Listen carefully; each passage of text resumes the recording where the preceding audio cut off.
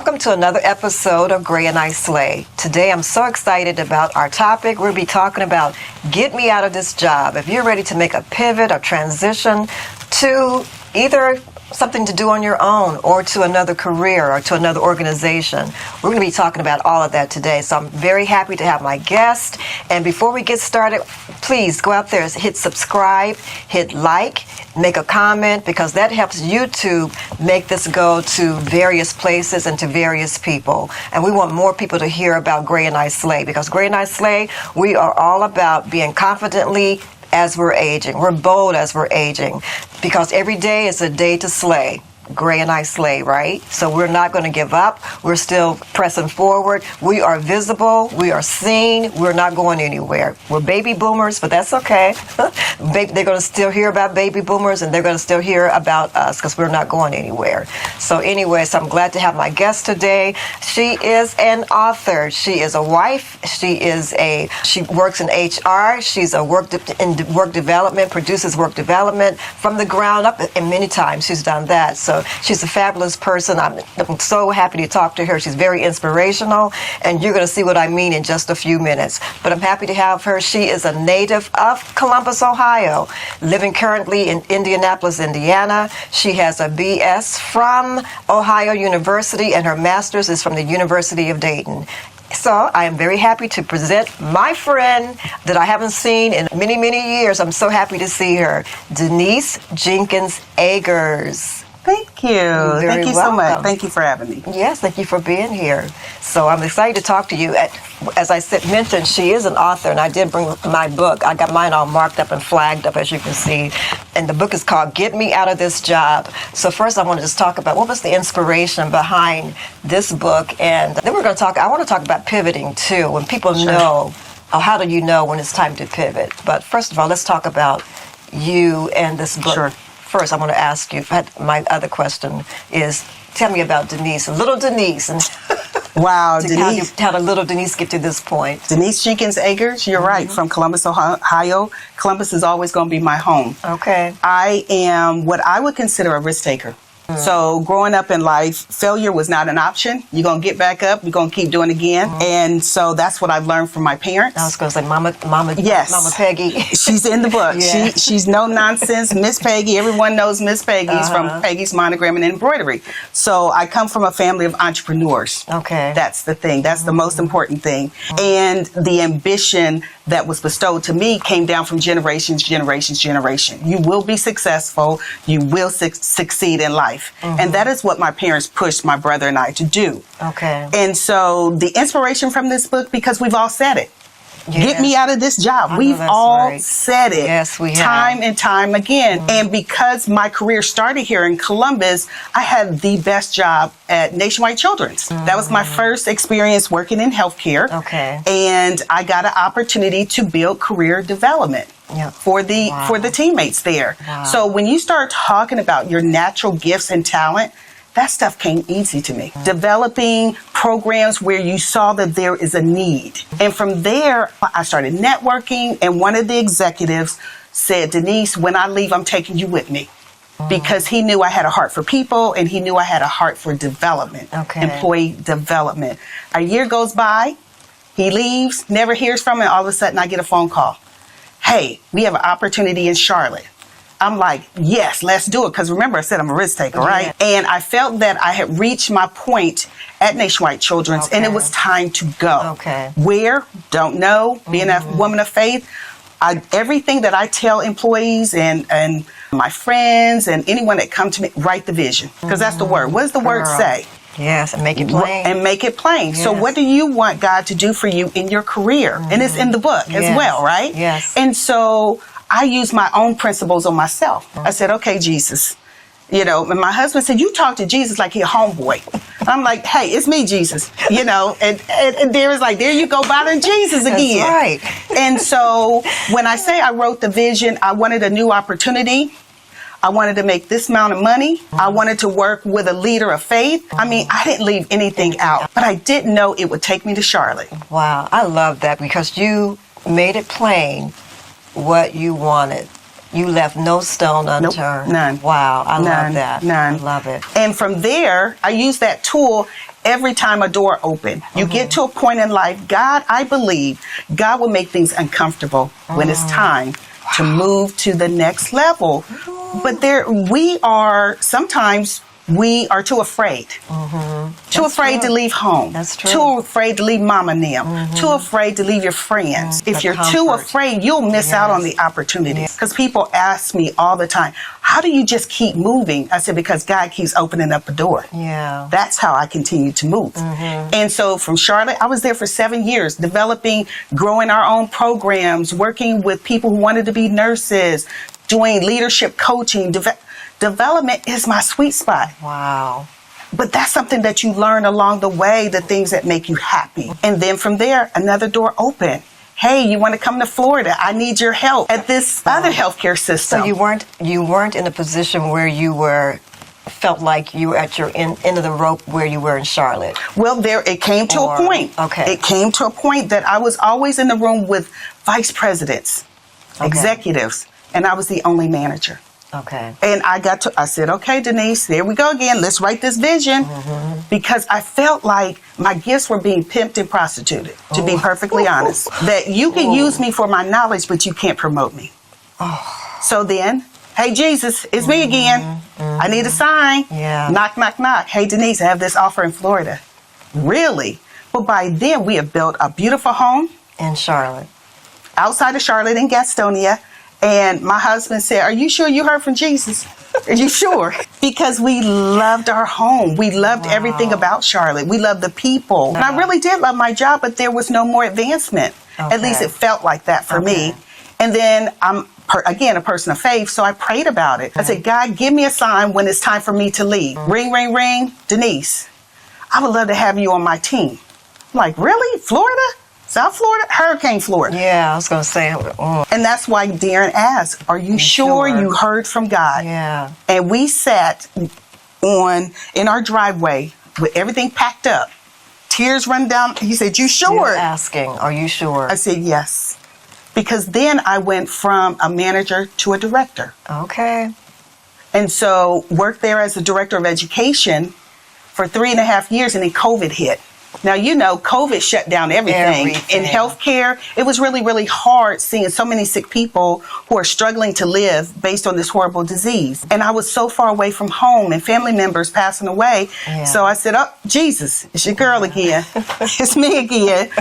And I need for you to open up a door. Darren started packing before I had the first interview. What? Because he is my biggest cheerleader, Susie. And he says, when you start praying, things start happening. Yeah. And the running joke is God will send him the voicemail and he will answer me directly. So I'm like, Lord, I don't know what you're going to do, but I know you're going to do something. But I thought I was going back to Charlotte. Okay. But no, I got a call about an opportunity in Indianapolis. Wow. Never been there before. Here again, advancement, now vice president of workforce development and DE&I. Workforce development was my sweet spot. Girl, yes. Going into transit, leaving healthcare. Again, a risk taker. God opens up a door. You take your natural gifts and talent that you have, go into another industry. You can learn it, but you already have the skills you need to build out programs to do the job. Yeah. And that's what I did. Wow. So it's that transition and watching God open up a door, and I advanced, increase. And it was a learning experience for me. But then I said, I can do it regardless of the industry. I have the knowledge to build out programs. Yeah. I have the knowledge to coach leaders. That's right. I have the knowledge to coach students. And I said, this is my sweet spot. Yeah, those skills transfer to Absolutely. transferable skills. Absolutely. Yeah, there Absolutely. you go. I love that. So there was no nerves, no fear, nothing. There was some concern, but everything was effortless. From housing, from finding a home, everything was like smooth like butter. No hiccups. But I learned something along the way from moving from Columbus to Charlotte. If you're not a resident, you have to put deposits on everything. So the thing is, you need to plan. You're believing God to do some things. So that means you need to save some money. You need to do some research about the community. You need to know where you would like to go. That's true. So everything, but we had planned. Okay. We had planned. Yeah. And it was smooth every time. it was smooth because it was God ordained. Every single time. Anything where there's confusion, that's not God. Don't do it. That's true. Don't do it. If you are being hit with a lot of confusion, do not do it. And no peace. You And don't no have- peace. Yeah, have no, No peace, peace. about it. Don't do it. Don't do it. Yeah. Yeah. Wow. That's awesome. And to have your husband to back you, not saying, we're not doing this, but Right. he's your biggest cheerleader. Yeah. I love it. We work together as a Yeah. team. That's Okay. the most important thing. When you find your Boaz that supports you every step of the way. Now, he did ask me when we were going to Florida, you sure you done heard from God?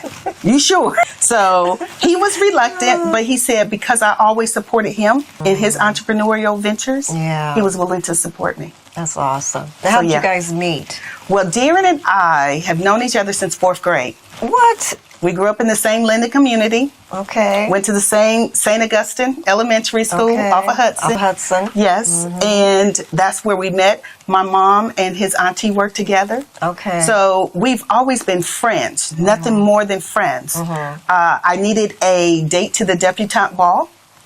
He became my date. And that's all it was. We were just friends. Just friends. Graduated from high school. He went up to the Navy. I went off to college. And then 20 years later, he came looking for me. You see. He came looking for me. Where's that Denise at? Yeah, where's that Denise? And I'm like, Darren. I said, what he look like? You know, we all done changed after 20 years. Like, he got all his teeth. What he look like? Yes. You know? And I'm sure those are things he said about me. Yeah. And we got together. And he met me with some friends. And I said, if you want to see me, this is where I'll be. And he came, and they loved him.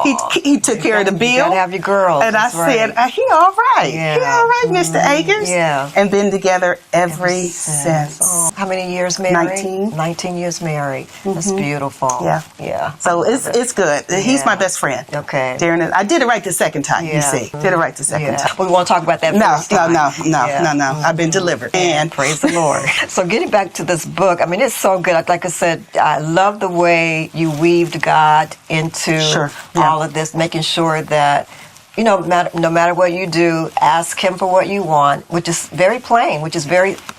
It's very important, to put down, write on paper, like you said, write the vision, make it plain, everything you wanted. So when you were going from place to place to place, were you asked, on your list, was it relocation packages? Yes. Is that one of the things that you asked for? When writing the vision, I make sure I include everything. Relocation package, bonus, all moving expenses. And typically when it comes to moving expenses, you have to show receipts. Yes. So it was important to keep my receipts so I can turn them in after going through your orientation process. Okay. So I even from leadership, because I wanted to make sure that I had a wonderful relationship with the leader that I was going to be reporting to, the dynamics on the team, because I did not want to have to walk into an area of dysfunction. I've done that before because I left that off the list. Okay. And so I included everything. I didn't leave anything out. I just also put in there, I believe God for favor on things that I didn't know that I needed. Yeah. So I put that down as well. Mentioning dysfunction, have you ever been on a team where there was just like, you know what? God, get me out of this job. Yes. And I mean today. And I believe as you start a new job, you don't know what you don't know. Exactly. You develop relationships within the team. It is a honeymoon. And you develop new skills on the job until you get to a point where you want more inside. And you believe you could do more inside. However, leadership doesn't allow you to do more. Okay. And that's where some of our leaders fail because they do not know how to nurture the talent that they have on their team. Wow. I tell leaders all the time, you need to get to know your teammates. You need to know what drives them. You need to know how they like to be celebrated. You need to know their ambitions and how you can assist them to get to their next level of success. You don't own them at all. So help them grow to the next level. I think that's a feather in our cap as a leader, is to see someone grow and advance. That's our role, to be that servant leader. Yeah. And a lot of times leaders don't do that when managing people. And I want to be that servant leader to anyone that reports to me. Yeah, very good. I like that. So can we talk about, I know because on our Zoom, you talked about some roughness, some coming up against some sandpaper on one of your teams where they were I guess trying to hold you down and not wanting you to advance because of maybe the color of your skin. There are, and I'm not going to go into all of the detail. You don't have to. Yeah. However, there are times remember when I said God will make things uncomfortable. Yes. We have to have courage to be able to stand up for what we believe. And if we feel that we're under attack, being a bully, having courage to stand up to that person and say, let's have a conversation, because we're going to be adults here. And this is how I feel. Yeah. Because oftentimes there are some things that can be misinterpreted, but then there are times when it's the enemy's cousin you are dealing with because they're doing things in your face and expecting you just to take it.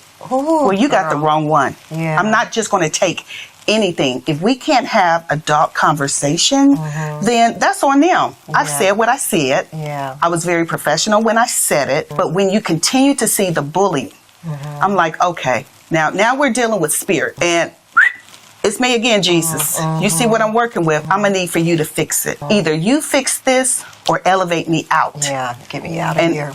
Get me out of this job. Again, the title of the book, right? Get me out, Jesus. Get me out, that's right. And he always does. And so that makes me know it was my time to elevate and take all those skills that I've developed, being an executive, to the next level. Hence the reason why I stepped out on faith and said, you know what? I'm going to go ahead and take this good old sabbatical and get my mind right, because when you're dealing with toxic people and toxic environment, it does something to your spirit. It sure does. It does something to your spirit, and you have to refocus, get back, get your spirit right, and say, okay, I know who I am and I know whose I am. So I took that year sabbatical being an executive and said, let me focus on this book that I have been carrying in the belly of my gut for years. Every place I worked, at the end, get me out of this job. And the initial title was God, get me out of this job. But I worked with my writing coach. He said, let's drop the God, because we want to make sure any and everyone picks up that book. Okay. We don't want someone not to pick it up because the word is God. They may be an atheist and will not buy your book because of the word God. Yeah. So I dropped it. But threaded in the book, hallelujah. There's a whole lot of God in the book. Yeah. Exactly. Yeah. So that's how I deal with challenges, because we all are going to deal with some form of challenge on the job. It's how we deal with it as adults. Yeah. We can kick and scream and act a fool, because I've seen it. But I'm like, I'm not going to behave that way, because that's not the story I want to leave. When I walk out the door, I want them to remember exactly. In a great way, yeah, wishing you well, yeah. So and sometimes it's not like that, though. Yeah, exactly. Some want you to leave, and that's fine. I'm going to take these good old skills somewhere else. So when the person is, okay, so you could be in a position and you think it's time to pivot. Yes. And it may not be the time to pivot, just because something's coming up against you, maybe one time that kind of crushed you, crushed your dream or whatever. So how does a person know when it's time to pivot and when it's not time to pivot? I truly believe prayer. You got to pray. And remember, we talked about things being easy and there's peace within the prayer. Yeah. It's when things start opening up for you, that's a sign. Yeah. You know, you're at a standstill and there's just havoc. And you're like, I want out. Get me out of this job.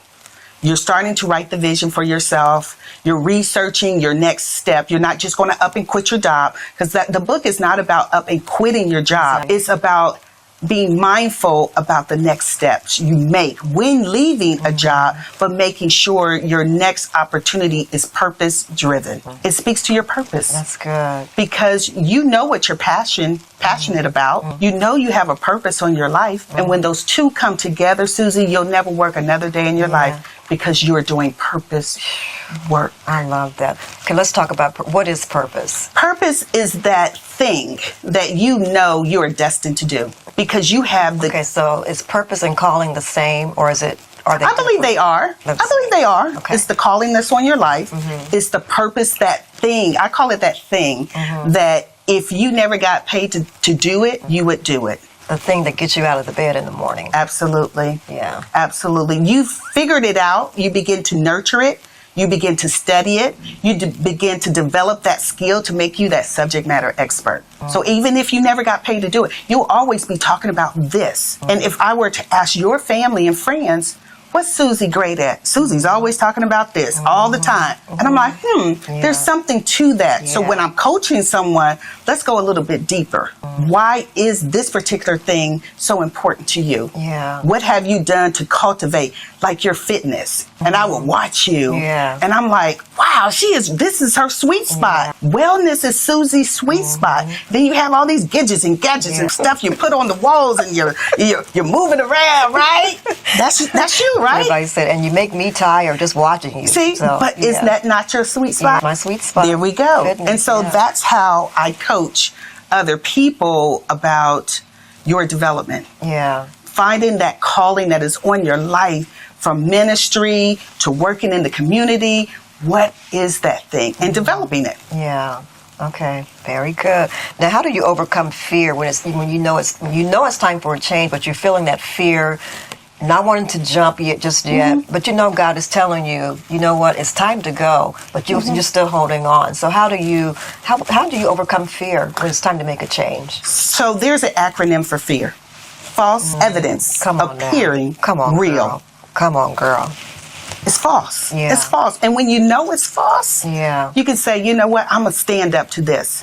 What do you have to lose if you try? My thing is try. And if you fail, then that's not the direction. If it comes with a lot of pain, it's not the direction. So you'll never have any regrets because you said, I tried it. It didn't work for me, so I'm going to try something else. Yeah. It's in the mind, the battlefield of the mind. Yeah. And you have to overcome those things and give it a try. Yeah. Just try. And shut out all the noises. Yes. It's coming from your family, friends, whoever. There are people, you're right. There are people that are assigned to you. True.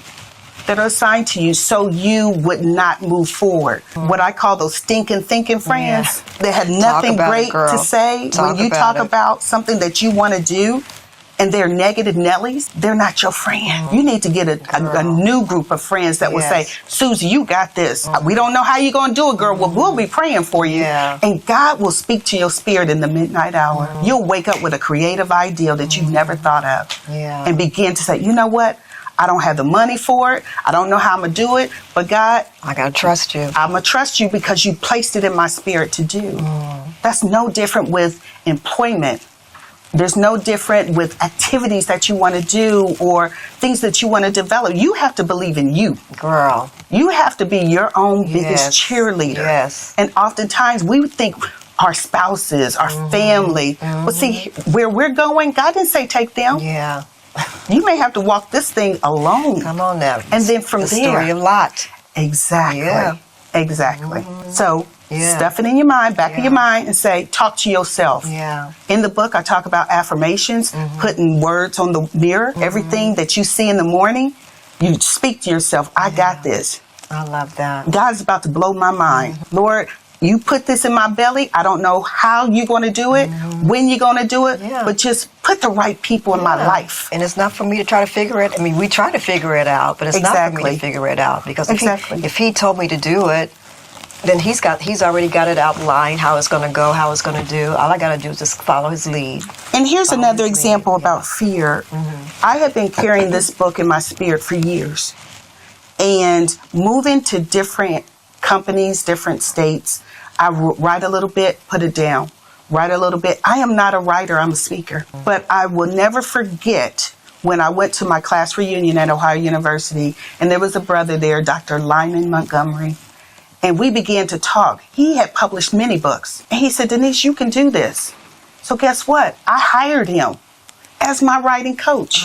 And we spoke twice a week to help me birth this book. See, and that's the thing. I'm not a writer. Yeah. I'm a speaker. But I made sure I had a teacher in my life who is a writer, who formatted that book. See, everything, you have to put some skin in the game. Yeah. And even if it's a little, you ask for can I give you installments? To pay you. To pay you. Yeah. If this is something that you want to do, God will show you a way to make it happen. And last year, March, is when I published this book with his help. Amazing writing coach. And when I read the book, I said, this me? Shut up. This is me. Because this is something that I never thought that I could do. Yeah. But now I'm like, girl, okay. And you got your name is on it, girl. My name is on this book. Yeah. And I'm like, girl, this is me. Yeah, that's you. And I weaved in the story about my life. That's the thing. Yes. My life has not been easy, but God has blessed me every step of the way. I tell people all the time, Susie, if you take the first step, God will take the second and the third. And he'll put people in your life to help you with that purpose that you have in your belly to birth it. Yeah. Lyman helped me birth this book. But that's where I saw you, because remember we came with TFT. We came, so I did to one of the reunions. And John was there. John was a truck driver that Oh, day. really? Yeah, on campus of OU. We went there and we did that workout. Remember that? Yeah, I was there. Yeah, and somebody called my name. I'm looking around going, nobody at OU knows. Maybe they're talking to another Susie. No, me. And I'm like, Denise! Yeah, yes, that's where I saw you. But anyway, let's get back to the book. How was your writing process? Because some people say, if they have to go away and, secluded for so many days or weeks. So how was yours? I was doing this while working. Okay. And I had a very stressful job being an executive, long hours, and I scheduled dedicated time with Lyman. And my thing is this, when you put money to something, you're going to show up. Good money. Good money, okay? You're going to show up to finish the task. And we would talk, but the first thing I did was a manuscript. I thought this manuscript that I had been working on for years was, this is good. I sent it to Lyman. He darn near hurt my feelings. He was like, niece, this is nice. So you had a manuscript yes. before you saw him again at OU. Okay. And he was like, this is nice, niece, but this does not reflect you. This is a nice book, but it had no flavor. It had none of you in that book. Personality in that and the book. Personality. He said, so we're going to rewrite it. I said, all of it? He said, all of it. And we went chapter by chapter, revision by revision. And because he's a man of God and a scholar, he was able to weave in the chapters niece, that's not the right chapter and verse. And he would go in and fix it for me, right? The flow of my sentences, because he's a scholar, he would rewrite things. I'm like, no. Doctor. It has to sound like you. Exactly. Yeah. And I would tell, no, my mother needs to be able to read this book. And if she turned around and say, niece, what's that word? Yeah, what is that word? No. We're How going do to you pronounce it? What does it mean? Exactly. We're going to keep this book really simple and easy to read. So we work together every week. I would send him a draft. He'll edit it, send it back. Okay, this looks good. Now let's go to the next one. Let's go to the next one. It was a year process of talking and meeting on Zoom and being open to what he had to say. That's the other thing. Because he is a scholar and sentence structure, he knows that. But I needed to make sure the essence of my story was still in the book, along with the tips about looking for employment, interviewing, resume writing was easy to understand because that's been my sweet spot for many years, right? And so he helped me every step of the way, including the cover. He designed the cover. What? Because we worked so closely together, he knew my style, he knew my flow. Now, there are times where I'm like, no, I don't like that sentence. I'm going to change it back. And he was okay with that. Yeah. So how was Darren? Was he supportive? Oh, absolutely. He just stayed out my way. Okay. Because I would get in my office and then he would not see me. He'll go to bed, and I'm still up working and writing. And then he never, not one time, complained because he knew that this was very important. And once again, we talked about it. We talked about investing in my professional development. And when you have money tied to something, he wanted to make sure something came out of this meeting for a whole year and a book was birthed. Yeah. And so very supportive, extremely supportive. That's awesome. That's good, girl. So how do you tell somebody who feels stuck in their position, their career, even their entrepreneurship? Well, how do you tell them to become unstuck? What do they do? I think steps for that. I think the first and most important thing is just to have a conversation of the why. Why are you doing this? Are you doing it for somebody else? Are you doing this for yourself? and just have a conversation with that person for them to be very transparent and open to why they feel that they are stuck. And sometimes you need to pivot your thinking. See, once again, the power of that mind, you begin to self-talk yourself out of success. That's the truth. Self-sabotage. That's the truth. Because you ran into a hiccup with something. You will forget it. No. You can't forget it because you're stuck. Okay, Jesus, it's me again. I'm running into a problem here. I need for you to help me become unstuck with my thinking. I need for you to clear my mind. And oftentimes we're so busy doing so many different things, we stop the mental flow of what we're working on because you're thinking about work, you're thinking about kids, you're thinking about relationships, you're thinking about everything else, but stop. Okay, let's start from the beginning. And it's okay to start from the beginning. Lyman said, this is a nice little manuscript you got here, but we're going to start over again. And I received that. Okay, I can receive that. But it starts with taking a mental break and begin to breathe and say, okay, God, why am I stuck? Why can't I flow? What is going on? And sometimes you have to take a break. Take a break. Take a break. From it. No one said that you have to keep going full throttle. Take a break and breathe. Have a conversation. Find a mentor. Find a confidant. Because a lot of your friends won't understand the direction and where you're going. But if you have a mentor to talk you through this, Lyman was that person that I talked to. Because I have board meetings, I have employee issues, I'm full of all this other stuff before I start talking to him. And I said, no, let me take some deep breaths. Let me just relax before talking to him. And God, clear my mind from all distractions, because we can easily become distracted when we are working on something that's so important to us. Because again, the enemy will use your mind to stop you from reaching your goals. That's the truth. So just stop. That's true. And that's how I coach from that perspective. I need for you to just take a break. And then we're going to come back and we're going to talk about what is keeping you stuck. Let's talk about that. And it may be something totally had nothing to do with the project. You can't think about it because your mind is cluttered with so many other things. I mean, life is life. Life is life. Absolutely. Exactly. Absolutely. So you're a coach. You do coaching. So how important is it to be coached or to have a mentor? Everyone needs somebody to talk to. I have individuals that's in my circle that are authors, that are speakers, that are doing things I strive to do. And so yesterday, on the way here, driving to Columbus, I had a good conversation with a friend, and I said, I feel like I'm a little stuck in some areas. She said, we're going to start talking once a week. And this is your coach? Yes. She's a good sister friend. She's working on some projects similar to mine. She lives out in California. And sometimes you just need to talk it through. And I'm like, okay, got it. But when someone holds you accountable, that you're going to be talking with every week, that means you're going to get some things done because you don't want to disappoint them and you truly don't want to disappoint yourself. Exactly. So every coach needs a coach. Every person needs a mentor. I have tons of mentees that I talk to on a regular basis. I have one mentee, Jasmine. She lives in North Carolina. She calls me at 10 o'clock at night because she has a performance review to do. And I'm like, Jazz, is someone die? Did you call me after 10 o'clock, little girl?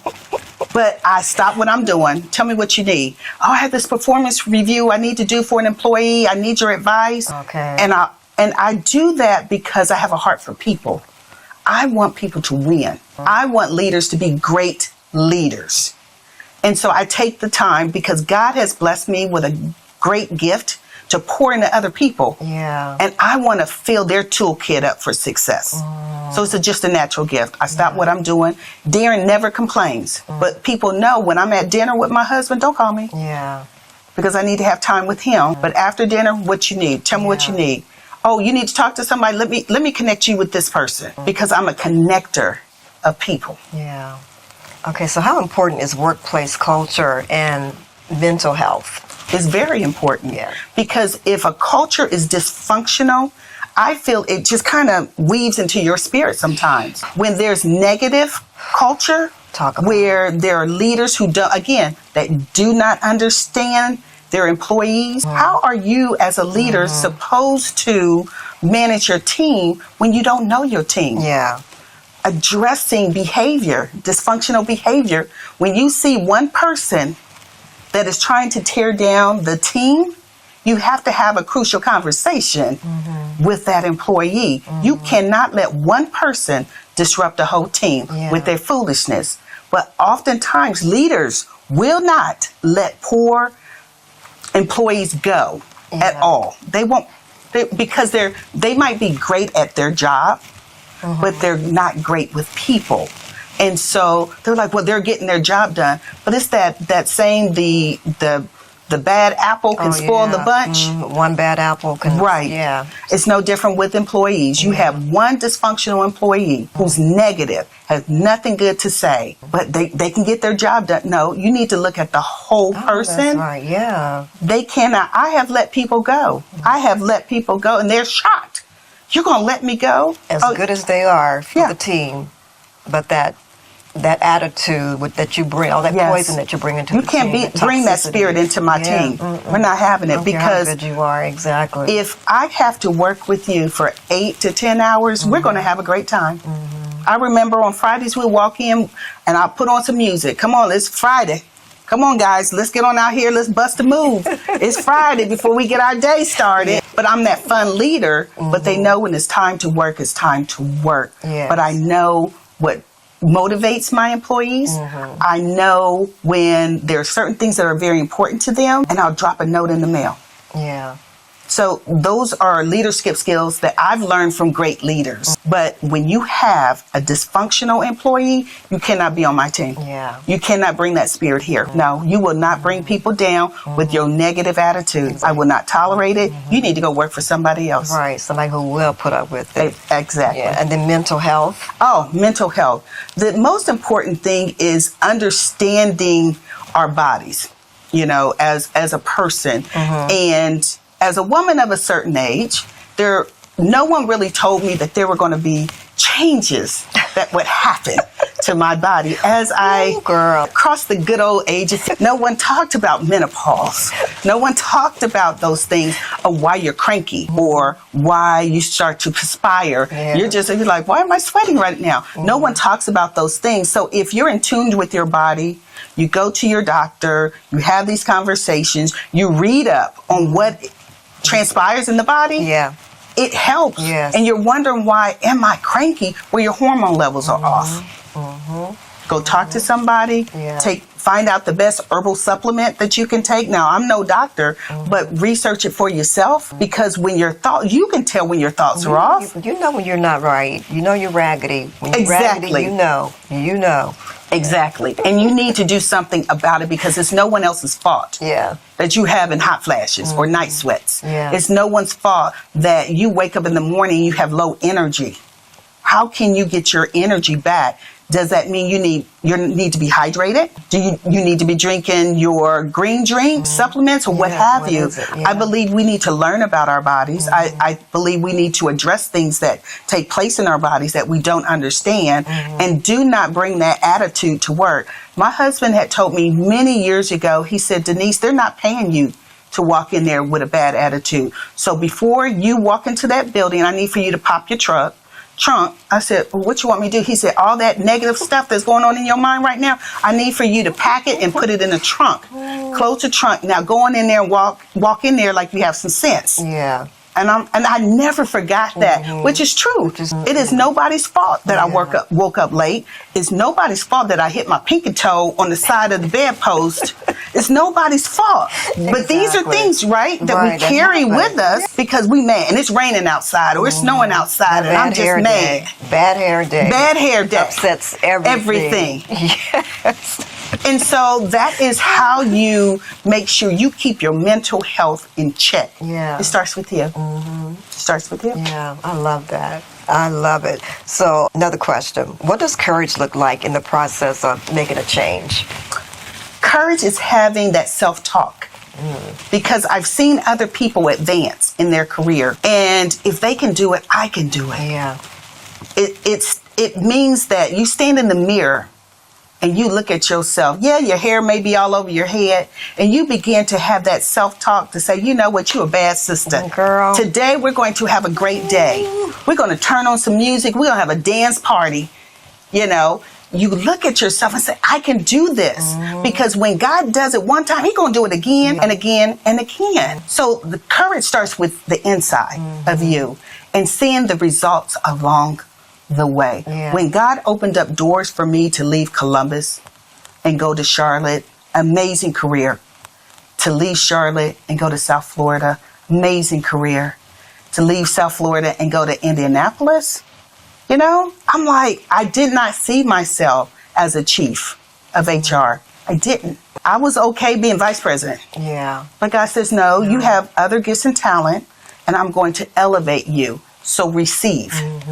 Be that example for other people to say, if God can bless Denise in this space, He can do it for me. Yeah. So you have to have that self-talk, because oftentimes we have that negative person in one ear. It may be a family member, maybe a spouse, you know, community, what have you, in this one ear.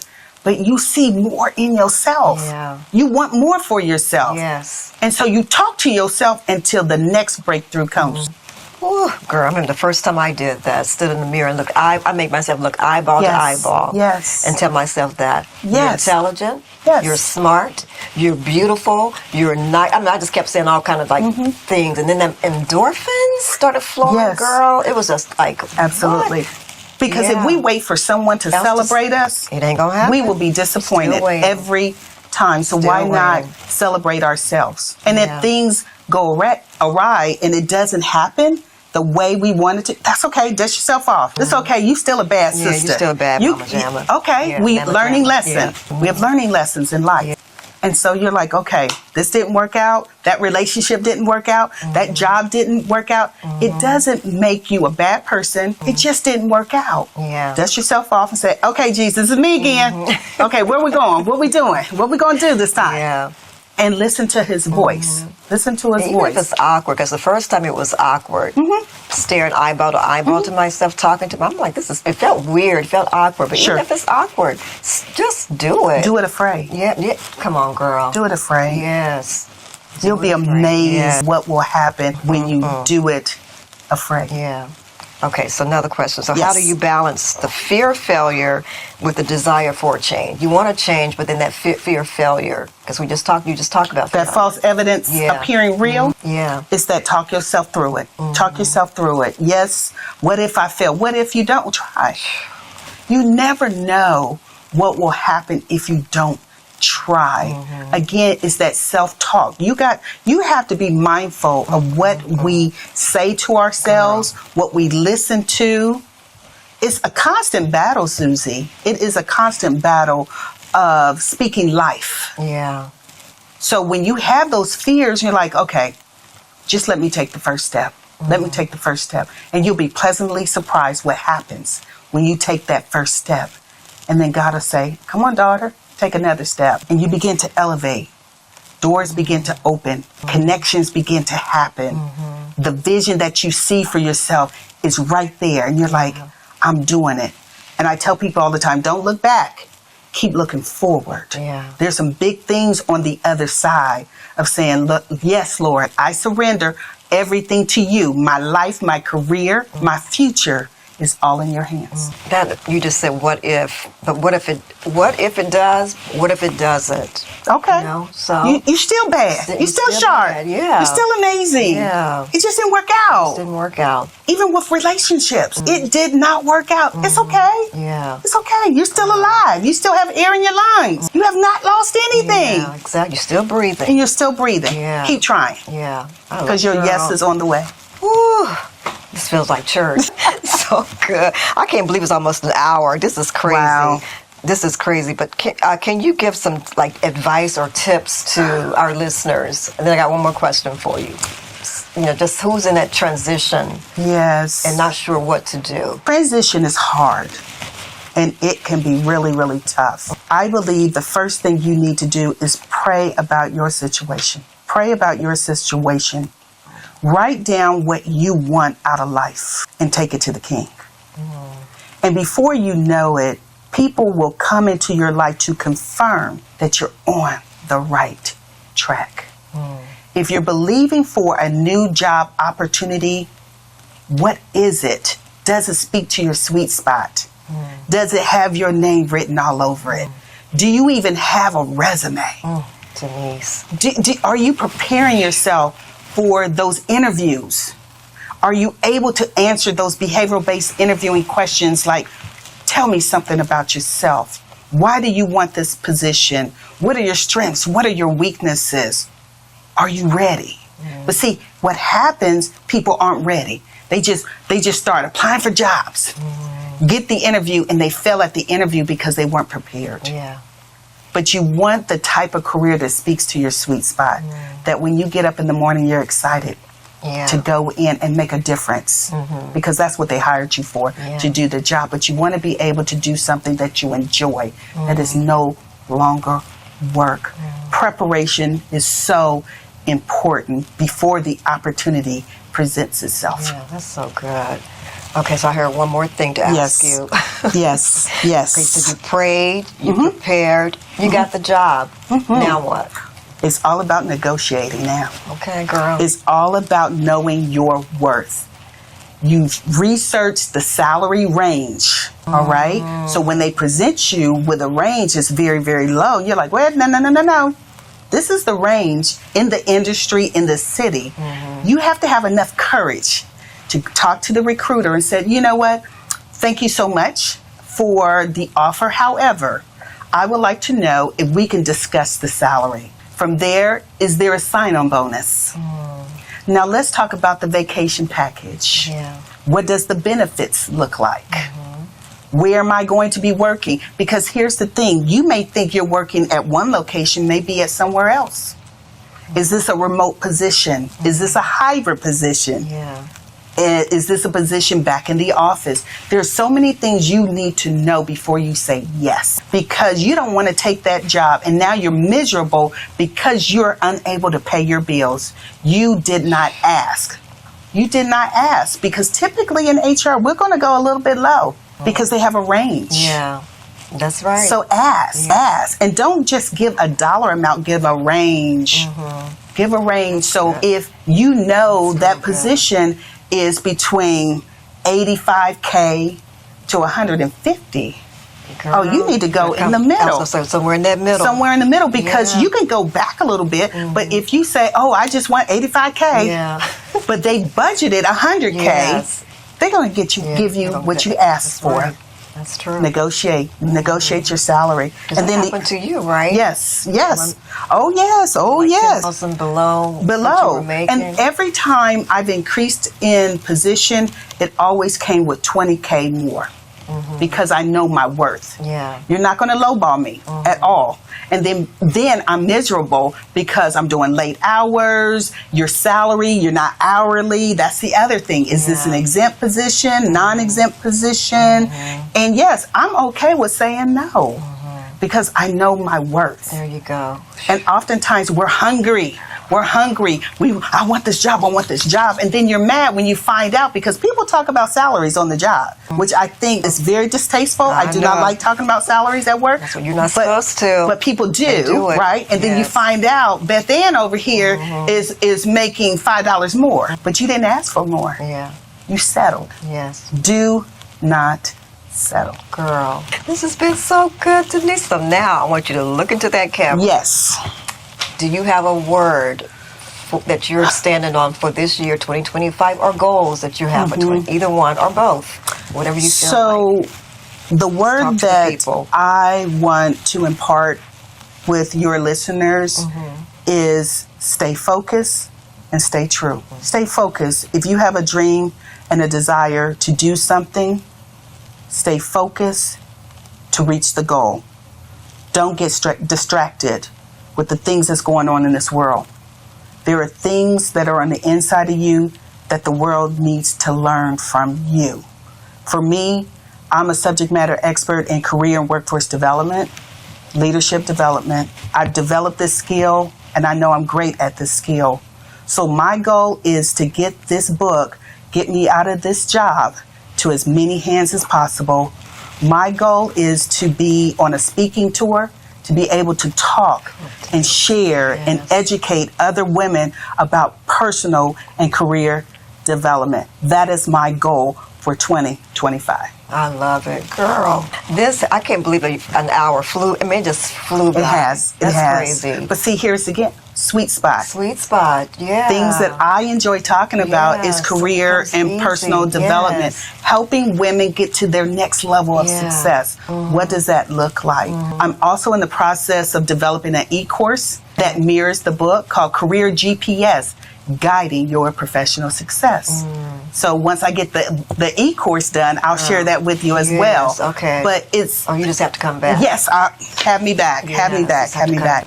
So again, the book, you want to get this book. I'm telling you, it's amazing. It's an easy read, and it's just so filled with so much incitement, and there's so much encouragement in the book too. So you want to get this book. And like I said, the topic of the book was supposed to be God, get me out of this job, but he's all through this book. But once you start reading it, you're going to find him all through here. So just what I love. And I love all the chapter names too. Thank you. It's like, oh my God. Because last night I tried to go to bed last night at a decent hour. I couldn't, because I couldn't put it down because it was so Praise God. Good. And I woke up early this morning and I started reading it again. So good. So, but anyway, this has been amazing. And I know you guys feel it's just as energetic as I do, because this is what you do. I mean, when I first met you, another friend of ours, Carmen Barnes, I asked her, well, I told her I was interviewing you. She goes, oh my God, the girl with that big, beautiful smile. I said, yes, that's Denise. And so I'm sure she's going to watch this interview as well. But I appreciate you. I appreciate you. Yeah. I mean, driving, I know there was other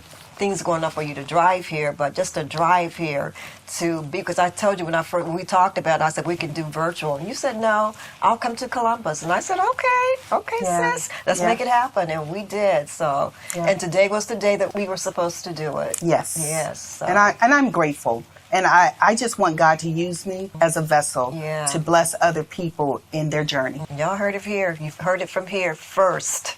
Okay? Get her on. I mean, managers, your own company. If you have your own company, you bring her in. If you're a manager, you're executive, vice president, bring Denise into your company to talk to your employees, to build them up, to encourage them, to help them change their thinking, their stinking thinking about the position that they're in and their career path. Bring her in, because she's amazing. I'm sure you could feel this through this conversation today. So, again, thank you, Denise. I appreciate you. So, again, go out there, subscribe, like, comment, help this conversation get out to many people. More eyes on this topic, more eyes on Gray and I Slay. I really appreciate you guys. And thank you to all my subscribers. I really appreciate you for always supporting, always out there making comments, always out there sharing. I really appreciate you. So go make it a great day. Always be confident, always be bold, and remember, Gray and I Slay. We are here to stay. We're not going anywhere. Have a great one. We'll talk to you soon.